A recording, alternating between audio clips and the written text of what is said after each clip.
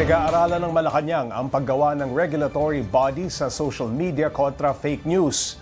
Naniniwala raw kasi silang marami ang binabayarang mga tao para lang manira sa administrasyon. Para bigyan ng mukha ang balita, Mobile Journal Julie Baiza. Ang isa sa mga kinatutuwa ko sa mga rally na pinupuntahan namin ay nakikita ko mismo yung mga sumusuporta sa atin sa alyansa. Sila ay tunay na mga tao, tunay na Pinoy.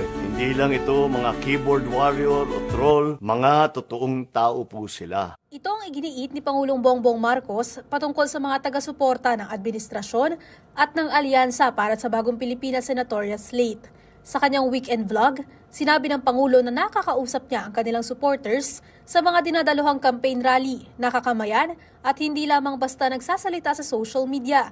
Pinag-iingat din ni PBBM ang publiko sa pagkalat ng fake news.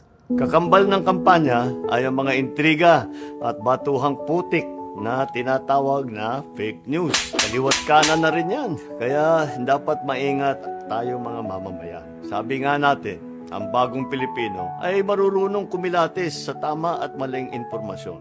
Kaugnay nito, pinag-aaralan naman ng palasyo na magkaroon ng regulatory body sa social media para makaiwas sa fake news.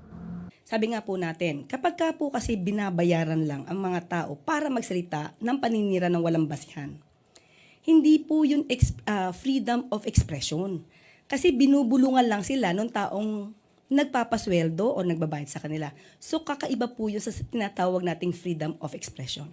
Aminado naman ang palasyo na mayroon pa itong proseso at kailangan pang makipag-ugnayan sa mga mambabatas. Kaya sa ngayon, magpapatuloy daw sila sa pagsagot lalo na kung may ipinupukol na maling impormasyon kaugnay sa Pangulo.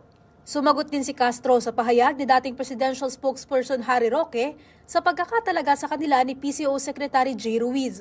Sabi ni Roque, mahirap ibenta ang hindi magagandang produkto. Naniniwala po talaga kami na mahirap ibenta ang bulok o masamang produkto. Mahirap po talagang ibenta kapag ang ibinebenta mo kailangan mo pang linisin ang mga sinasabi. Mahirap ibenta ang mga tao na ang lagi nababanggit ay joke lamang yan. Kailan lang sinabi ni Castro na sasagutin nila maging ang mga sinasabing biro ni dating Pangulong Rodrigo Duterte laban kay PBBM. Mobile Journal Julie Baiza po, hatid ang mukha ng balita.